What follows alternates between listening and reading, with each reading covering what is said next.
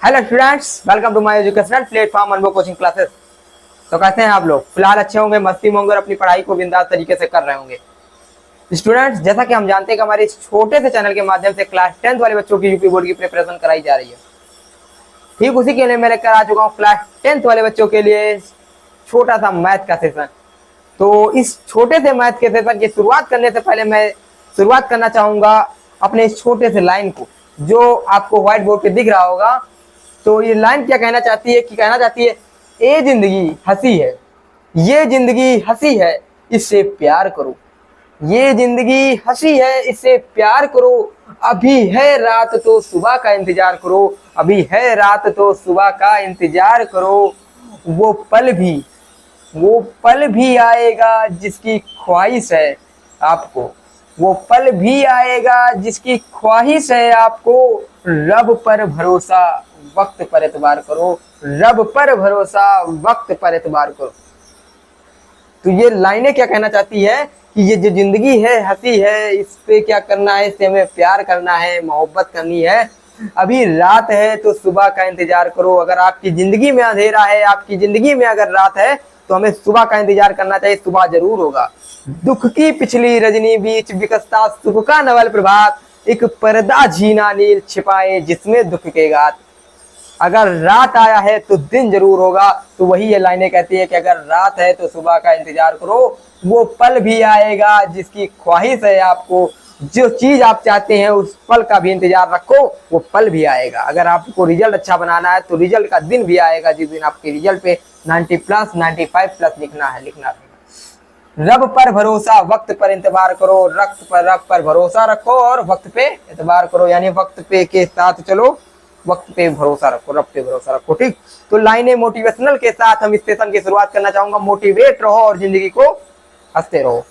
ठीक, तो इस सेशन में देखिए, ये सेशन की हम एमसीक्यू के बेस लेकर आए हैं, जो कि हम एमसीक्यू इंपॉर्टेंट कराएंगे इस बुक से। तो ये बुक देखिए, हमें कोई सिस्टम तो है नहीं, बुक ही रहेगा, बुक तो हमको याद तो है नहीं सब एमसीक्यू। ठीक, तो इस बुक के माध्यम से हम आपको एमसीक्यू सारे कराएंगे प्रैक्टिस। और एमसीक्यू की जो एमसीक्यू उसका जो फोटो रहेगा, जो आपका एमसीक्यू रहेगा, वो एमसीक्यू आपके स्क्रीन पे दिखाई देगा। उस पर देख के आप बताइए कौन सा ऑप्शन सही है, कौन सा गलत है। तो हम देखिए क्वेश्चन नंबर पढ़ रहे हैं, एक क्वेश्चन हमारे पास है, ध्यान से देखिएगा। एमसीक्यू सारे प्रैक्टिस करेंगे हर चैप्टर के। देखिए इसमें किस किस चैप्टर के एमसीक्यू प्रैक्टिस करेंगे। एमसीक्यू कराएंगे सिर्फ संख्या पद्धति, पहला नंबर संख्या पद्धति के हम एमसीक्यू प्रैक्टिस करेंगे, और उसके बाद बहुपद के करेंगे। ध्यान से देखिए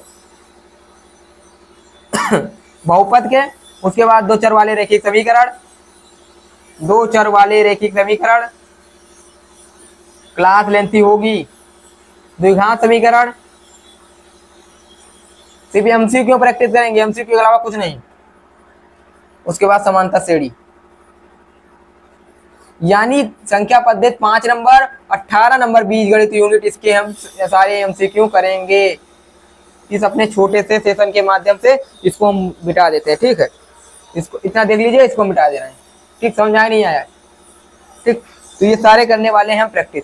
तो उसके बाद आपका पहला एमसीक्यू आपके स्क्रीन पे दिख रहा होगा, देखिए स्क्रीन पे दिख रहा है एमसीक्यू कि यदि 65 और 117 के एचसीएफ को 65m-117 के रूप में व्यक्त कीजिए। देखिए आपको स्क्रीन पे दिख रहा होगा। ठीक है, तो -117 के रूप में व्यक्त किया जाए तो m का मान होगा ऑप्शन नंबर 1, 4, 2, 1 और 3। तो जो ऑप्शन सही लग रहा है उसको देख लीजिए। क्वेश्चन कैसे सॉल्व करेंगे, इस क्वेश्चन को सॉल्व करने के लिए सबसे बढ़िया है कि देखिए जो दे रखा है 65 और 117 दे रखा ना, तो इसको किस रूप में एचसीएफ को क्या कहा गया है कि एचसीएफ जो इसका है बराबर लिख सकते हैं 65m-117। इसका एचसीएफ ज्ञात करेंगे। तो एचसीएफ ज्ञात करने के लिए देखिए क्या लिख सकते हैं, इसको एचसीएफ ज्ञात कर लीजिए। तो 65 117 का एचसीएफ ज्ञात करेंगे, तो एचसीएफ ज्ञात के लिए 117, 65 एक कम 65, 2, 6, 5। नहीं, एचसीएफ निकालना, ये एचसीएफ निकालना सीख लीजिएगा। पहले इसको हम इससे को भाग करेंगे तो जो बचेगा उसको इसे डिवाइड करेंगे। ठीक है, देख लीजिएगा। ठीक, तो HCF निकालना आप लोग सीख लीजिएगा। HCF आपकी बोर्ड एग्जाम के लिए, इससे इसको डिवाइड कर 52 एकम 52, तो यानी 2 3 बच जाएगा, इधर से 1 बचेगा 13 और 13 चौको 52, 13 चौको 52, यानी जो HCF होगा आपका, HCF कितना आ जाएगा 13। तो HCF को इसके बराबर निरूपित किया गया, यानी 13 बराबर आ जाएगा 65m माइनस 117। तो यानी हम इसको जब निरूपित करेंगे तो क्या निकालना, m का मान निकालना था ना, m का मान। तो इसको जब 117 13 माइनस 13 प्लस 117 कर देंगे बराबर 65m, तो 117 जोड़ दिए 7 3 10 1 2 120 बराबर हो जाएगा 65m बराबर, देख लीजिएगा 130 होगा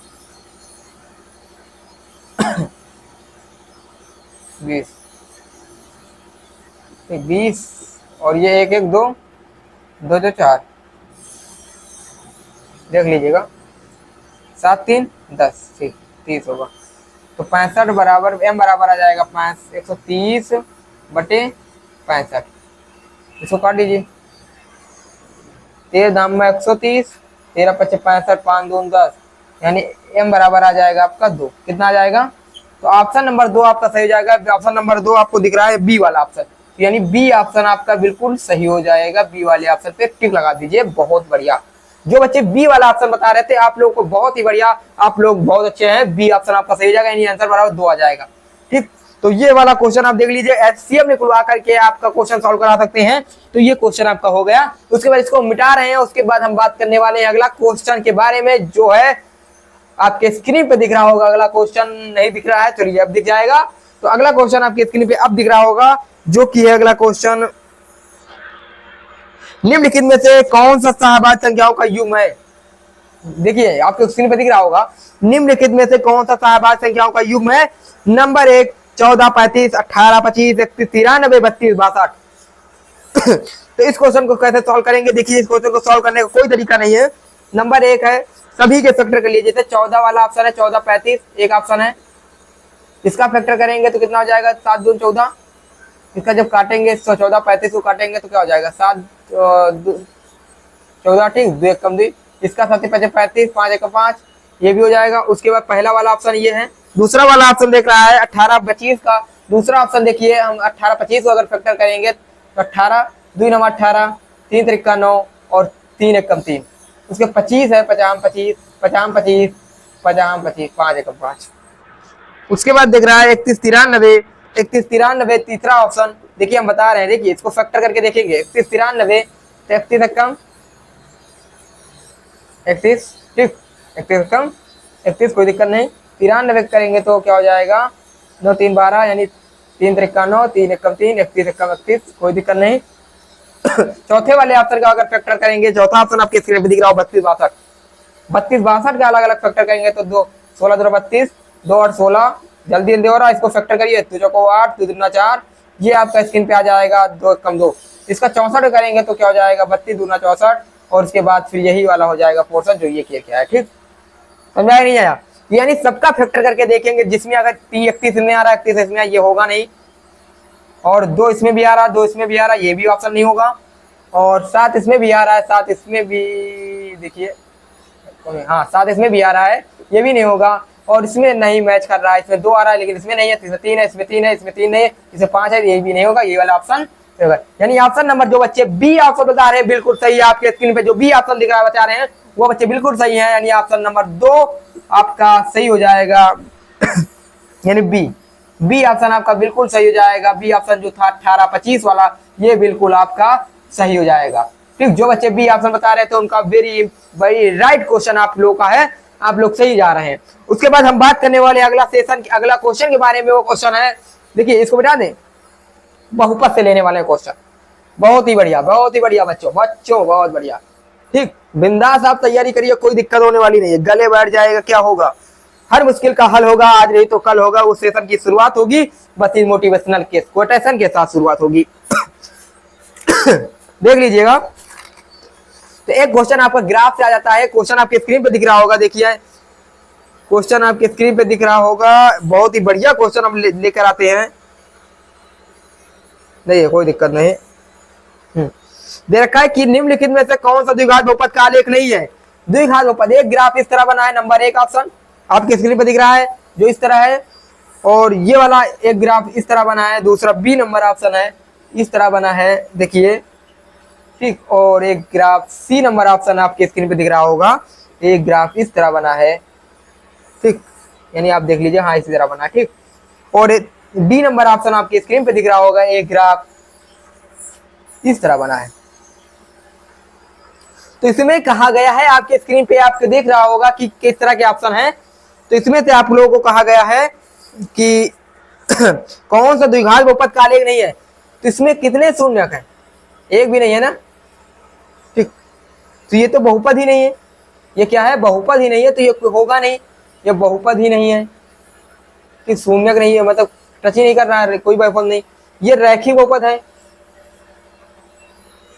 सॉरी 2 बार का टच कर रहा ना, ये 2 बार टच कर रहा है, एक बार यहाँ एक बार यहाँ, ठीक, तो ये द्विघात बहुपद है, वो बहुपद ही नहीं है, उसे मानते नहीं, ठीक, ये द्विघात बहुपद है, ये भी 1 2 घात बहुपद है, ये 1 2 3, ये त्रिघात बहुपद, क्या है, त्रिघात। तो ऑप्शन नंबर 4 हो जाएगा, यानी डी हो जाएगा ऑप्शन आपका सही, क्योंकि बोला गया है कि निम्नलिखित में से आपके स्क्रीन पे दिख रहा होगा, देखिए क्वेश्चन पढ़ लीजिए, निम्नलिखित में से कौन सा द्विघात बहुपद का आलेख नहीं है, तो ये बहुपद ही नहीं है, तो सही होगा ही नहीं।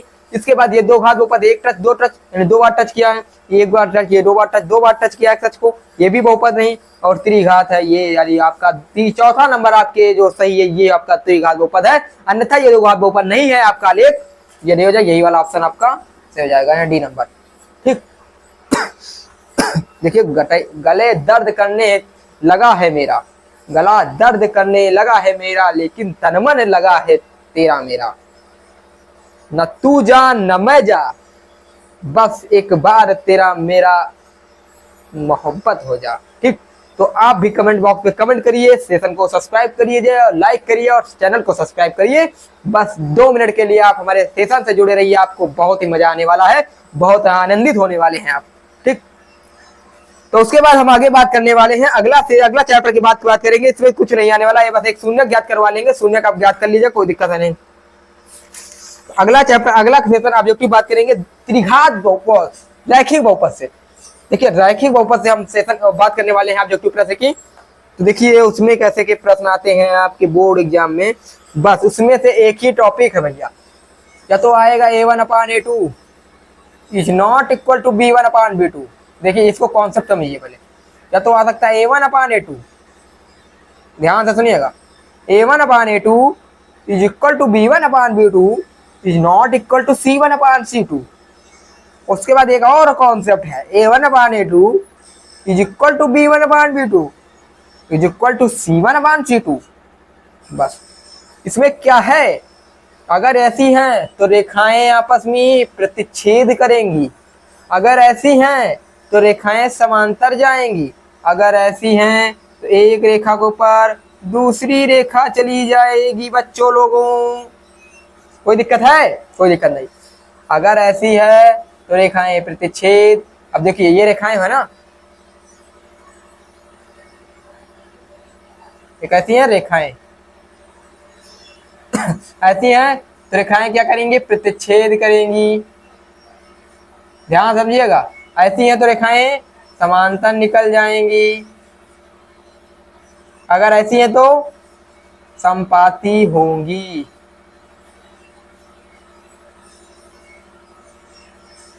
ठीक, अगर रेखाएं टच करें, प्रतिच्छेद करें, इसको बता दें कि लिखा रहने दे भैया, बहुत मोटिवेट हो गए हैं आप लोग, अब हम कुछ ज्यादा ना मोटिवेट हो जाएं। ठीक, इसको मिटा देते हैं हम। रेखाएं प्रतिच्छेद करेंगी, यानी रेखाएं अगर 2 रेखाएं आपस में अगर टच करें तो उनका हल होगा, एक बार टच, एक बार टच, टच किया तो एक हल, कितना हल, एक हल, एक बार भी नहीं टच किया कोई हल नहीं। ध्यान समझिएगा, कोई हल नहीं, बार बार टच किया तो अनेक हल। ध्यान से बेटा लोगों, इतनी चर्बी है तो 5 अनेक हल, समझ में आया? तो ये हमारा कॉन्सेप्ट है क्लास 10th वाले बच्चों के लिए, बहुत ही बिंदास का कॉन्सेप्ट। अगर रेखाएं कैसी जा रही हैं, प्रतिच्छेद कर रही हैं यानी काट रही हैं, तो प्रतिच्छेद होगा और उनका एक हल होगा, क्योंकि एक बार वो काट रही हैं। अगर रेखाएं समांतर जा रही हैं तो कोई हल नहीं होगा, और रेखाएं समांतर होंगी और इनका फार्मूला होगा a1/a2 is equal to b1/b2 is not equal to c1/c2। इसका फार्मूला होगा a1/a2 is not equal to b1/b2। कोई दिक्कत कोई समस्या हो तो कमेंट बॉक्स में कमेंट कीजिए। उसके बाद अगर रेखाएं संपाती जा रही हैं और अनेक हल होंगी, क्योंकि बार बार टच करती हुई जा रही हैं। अगर रेखाएं एक बार टच करें तो एक हल, बार बार टच करती हुई जा रही है तो अनेक हल हो जाएंगे, तो अनेक हल संपाती होंगी। और उनके बाद a1/a2 is equal to b1/b2 is equal to c1/c2, यही आपका फार्मूला हो जाएगा। इस वाले कॉन्सेप्ट से बच्चा लोगों आपका 2-3 नंबर पक्के हैं बोर्ड एग्जाम में, पक्का, वेरी गुड, लगा लीजिए टिक। ये कॉन्सेप्ट आपके बोर्ड एग्जाम में पक्का है, ये हम दावा करके बता रहे हैं। अनुभव शुक्ला आपका छोटा भाई, आपका सबसे छोटा, ये दावा करके बता रहा है कि ये नंबर आपके वेरी इंपॉर्टेंट, बहुत ही पक्के हैं। ठीक, मिटा दे इसको, नोट कर लीजिएगा। ये इसको मिटा देने वाले हैं और अगले क्वेश्चन की शुरुआत करने वाले हैं छोटे से सेशन के माध्यम में। तो देखिएगा ध्यान से बच्चा लोगों, देखिए क्लास मिस नहीं होनी चाहिए, चल रहा है ना, क्लास बंद नहीं होनी चाहिए। बस हम आते जाते रहेंगे, कोई आए चाहे ना आए। हम वो हैं जो कभी ना आए कभी ना गए। तुम भी वो हो जो कभी कुछ ज्यादा बोल देना। देखिए स्क्रीन पे आपके क्वेश्चन दिख रहा होगा एक, किसी, देखिए क्वेश्चन दिख रहा है, बहुत ध्यान से देखिएगा। के किस मान के लिए, देखिए ध्यान से देखिएगा, के किस मान के लिए, क्वेश्चन नंबर 6, क्वेश्चन नंबर आपका अगला है 4-5 जो हो, कि किस मान के लिए समीकरण युग्म x-2y इज इक्वल टू 3 और 3x-2y is equal to 3x plus ky is equal to 1 का अद्वितीय हल होगा। अभी हमने बताया था ना, रेखा कोई हल, एक हल हो, एक हल कहे या फिर कहे अद्वितीय। अद्वितीय जिसका कोई दूसरा ना हो, अद्वितीय मतलब जिसका कोई अन्य ना हो, अद्वितीय हल। तो हमने फार्मूला लिखाया था a1/a2 is equal to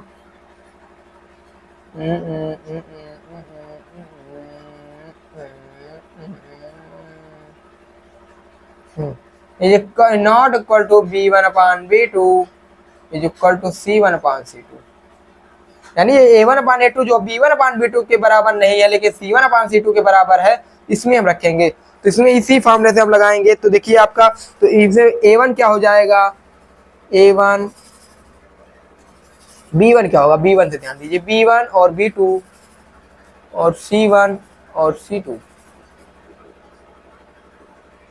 b1 क्या होगा, b1 आपका हो जाएगा -2, ध्यान देखिएगा, और b2 हो जाएगा आपका +k, और c1 हो जाएगा 3 और c2 हो जाएगा आपका 1। फार्मूला पे मान रखिए b1/b2, तो b1 है आपका -2 बटे k बराबर 3/1। तो इस पर पक्षांतर कीजिए तो हो जाएगा आपका आंसर, कहीं गलत हो कभी है,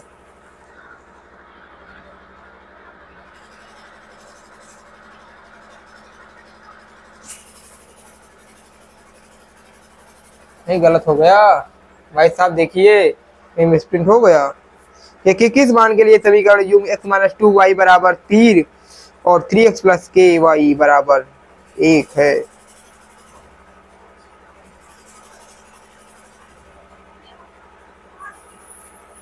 चलो a1/a2 रख के देखो,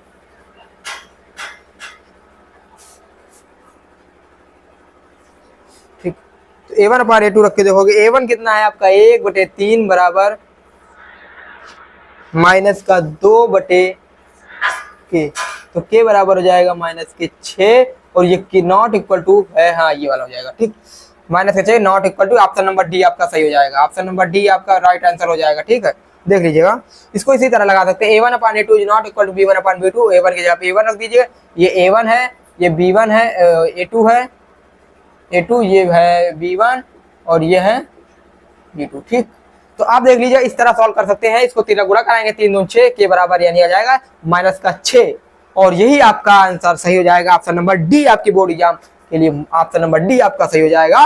कोई समस्या कोई दिक्कत होने वाली नहीं है।